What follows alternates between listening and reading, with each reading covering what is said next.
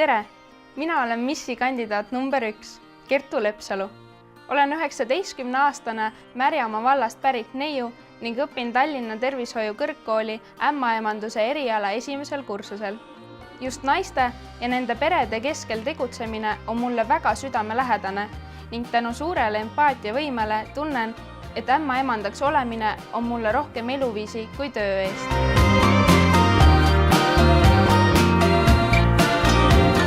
Mind teevad õnnelikuks humoorikad inimesed ja naudin nendega iga koos veedetud hetke. Ma leian rõõmu pisikestest asjadest ja säilitan igas olukorras elutervet suhtumist.